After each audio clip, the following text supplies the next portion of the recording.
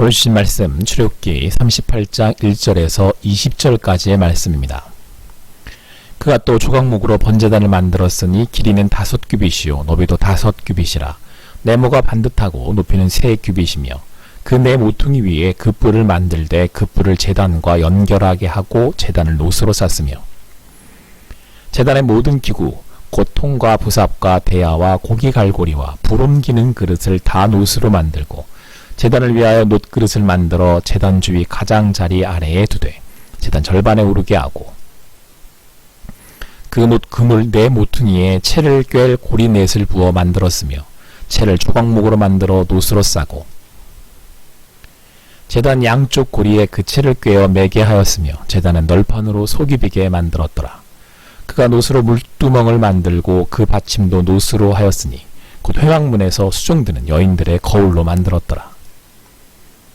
그가 또 뜰을 만들었으니 나무로 뜰의 남쪽에는 세마포 포장이 100규빗이라 그 기둥이 스물이며 그 받침이 스물이니 놋이요 기둥의 갈고리와 가름대는 은이며 그 북쪽에도 100규빗이라 그 기둥이 스물이며 그 받침이 스물이니 놋이요 기둥의 갈고리와 가름대는 은이며 서쪽의 포장은 50규빗이라 그 기둥이 열이요 받침이 열이며 기둥의 갈고리와 가름대는 은이며 동으로 동쪽에도 50규빗이라 문 이쪽이 포장이 15규빗이요 그 기둥이 셋이요 받침이 셋이며 문 저쪽도 그와 같으니 뜰문 이쪽 저쪽에 포장이 15규빗씩이요 그 기둥이 셋씩 받침이 셋씩이라 뜰 주위의 포장은 세마포요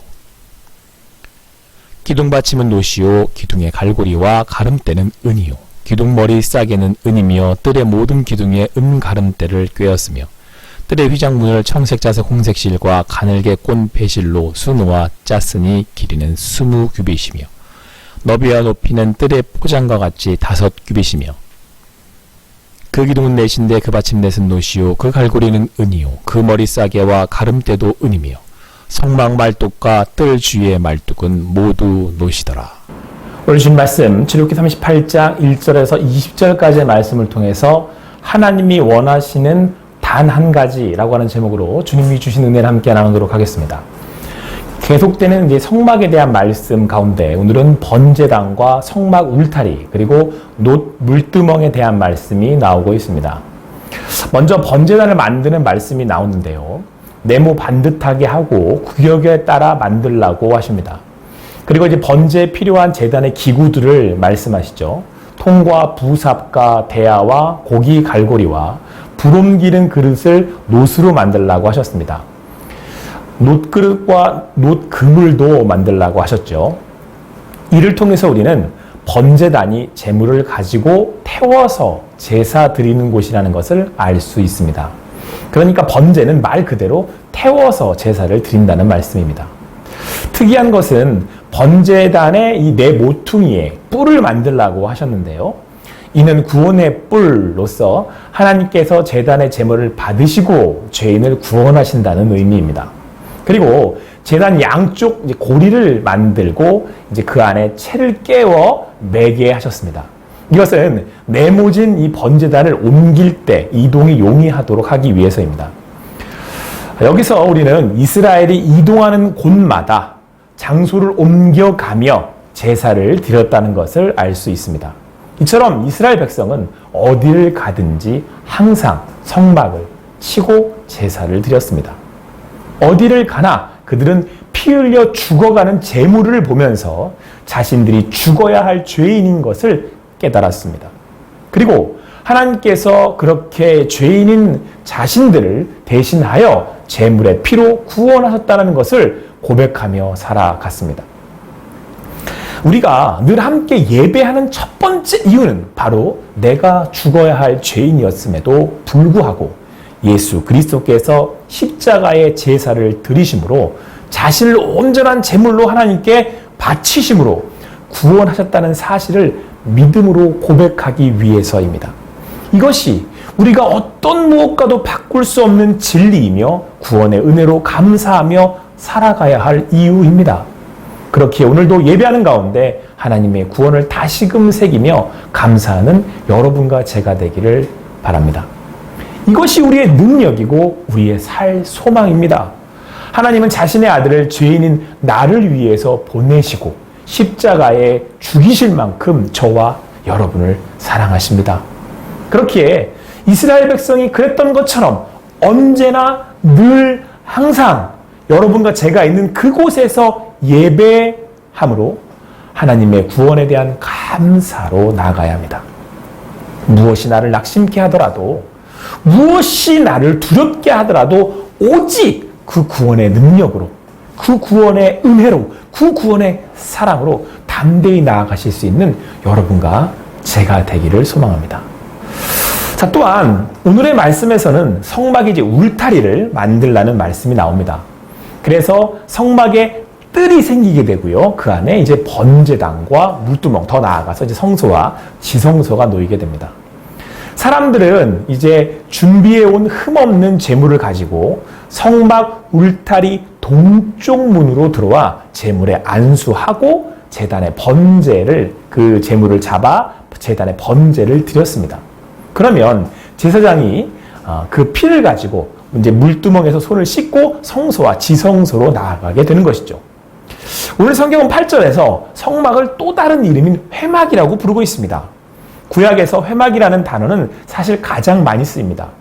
회막은 만난다라는 의미이죠. 그러니까 이 회막에 만난다라고 하는 의미는 다른 어떤 것보다 가장 강조되고 있습니다. 하나님은 성막에 울타리를 치시고 속지 않은 제사를 드리게 하셨습니다.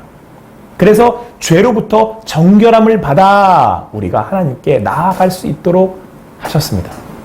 하나님께서 우리 죄인을 만나시기 위해서, 회막 만나시기 위해서 울타리를 치시고 제물의 피로 정결하게 하심으로 제사를 통해 만남의 장소를 만드셨던 것입니다.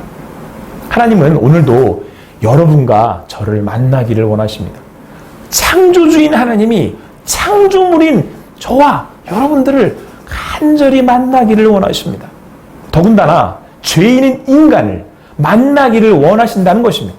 바로 그 영광의 자리로 안내하는 길을 내시기 위해서 오늘 성막에 울타리를 치셨습니다.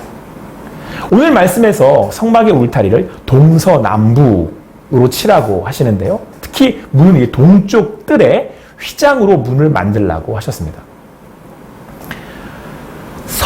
성소를 지나 하나님이 임재하시는 지성소로 나아가기 위해서는 가장 먼저 성막 울타리의 동쪽 문을 통해 들어가야 합니다. 그래서 예수님은 자신을 양의 문이라고 하셨습니다. 우리는 예수 그리스도라는 문을 통해 하나님께 나아갈 수 있게 되었습니다. 할렐루야.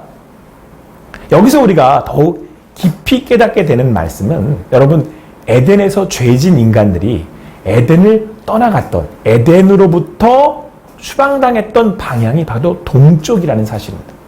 하나님께서 죄인인 사람이 생명나무를 더 이상, 에덴에 있는 생명나무를 더 이상 먹지 못하도록 하시기 위해 천사들에게 에덴을 지키라고 하셨을 때 바로 동쪽을 지키게 하셨던 것입니다. 그러니까 하나님께서는 성막 울타리의 동쪽 문을 열어주셨다. 하나님께서 성막 울타리의 동쪽 문을 열어주셨다라고 하는 것은 바로 하나님이 계시는 에덴, 생명나무가 있는 에덴으로 가는 그 동쪽 문을 다시금 열어주셨다는 말씀입니다. 이제 우리는 구원의 문이 되시는 그 예수 그리스도를 통해서 하나님께 나아가게 되었습니다. 그 문으로 들어가 생명나무 되신 예수 그리스도를 통해 영원한 생명을 얻게 된 것입니다. 바로 여기 지금부터 다시금 하나님의 자녀로, 하나님의 백성으로 살아가게 된 것입니다. 이제는 하나님의 임재가 있는 예배를 드리며 하나님과 동행하는 삶을 살게 된 것입니다. 이것이 오늘 번제날을 만드시고 성막에 울타리를 치신 단 한 가지 이유, 하나님이 원하시는 단 한 가지 이유, 그 하나님께서 여러분과 저를 만나시고 만나시기를 간절히 소망하셨다라고 하는 것입니다. 여러분, 그런데 오늘 성막에 울타리를 만들라는 말씀에 앞서서 8절에서는 물두멍에 대한 말씀이 나옵니다. 놋 물두멍은 번제단에서 제사를 드리고 성소로 들어가기 전에 제사장이 더럽혀진 뒤 손을 씻는 곳이었습니다. 오늘 말씀에서는 그 물두멍을 만들 때 회막문에서 수종드는 여인들의 거울로 만들라고 말씀하십니다. 이것은 동판 거울을 의미합니다. 당시에는 놋, 즉 동판 자체가 귀한 것이었고요. 여인들이 당시에는 없던 유리 대신에 사용한 이 고가의 물건들이었습니다. 그런데 이것을 드린다는 것은 자신을 가꾸고 꾸미는 것이 아니라 더 이상 자신에게 집중하는 것이 아니라 자신을 주목하며 자신을 높이는 삶이 아니라 온전히 하나님을 바라며 하나님을 쫓아 살겠습니다 라고 하는 고백입니다. 제사를 통해서 죄값을 치르고 하나님께 나아가게 된 사람은 누구나 물두멍에 비추인 나 자신을 보며 죄인 되었던 나는 없음을 고백합니다. 그리고 이제는 주님을 온전히 바라는 삶을 살기로 결단하는 것입니다. 예수의 십자가로 구원받은 여러분과 저는 그리스도인은 십자가에서 그리스도와 함께 죄인된 옛 자아가 죽었음을 고백합니다. 제물에 안수했을 때 예수 그리스도를 믿는 믿음으로 예수에게 내 피를 전가했을 때 제물만 죽어지는 것이 아니라 예수 그리스도께서 십자가에서 죽으신 것이 아니라 예수 그리스도께서 죽으심으로 바로 죄인된 여러분과 제가 십자가에서 죽게 된 것입니다. 그렇게 자신의 아들 예수 그리스도를 통해서 나를 구원하신 하나님께 나아가는 삶이 되기 위해서 자신을 드리는 것입니다. 오늘의 말씀에서 자신의 거울을 드린 여인들처럼 이제 나에게 집중된 삶으로부터 하나님을 향하여 살아가는 것입니다. 예수를 주인으로 섬기며 살아가는 것입니다. 사랑하는 성도 여러분, 하나님께서는 십자가의 번제를 통해 예수 그리스도의 피로 저와 여러분의 죄값을 치워주셨습니다. 그리고 그 번제단 위, 바로 그 십자가 위에서 죄인된 나는 죽고 주가 사는, 다시 주와 함께 사는 성전된 삶, 주님과 동행하는 삶을 살게 된 것입니다. 오늘도 주님께 예배하는 가운데 나는 죽고 주가 살아 온전히 주님을 향하는 십자가의 산 제사를 드리며 나아갑시다. 이제는 내 앞에 주시는 물두멍, 주시는 말씀에 자신을 비추어 다시금 하나님이 기뻐하시는 삶으로 나아갑시다. 그렇게 하나님이 원하시는 단 한 가지, 그 주님과 동행하심으로 그 주님께 영광 돌리실 수 있는 하나님의 나라의 평안을 누리는 여러분과 제가 되기를 간절히 소망합니다.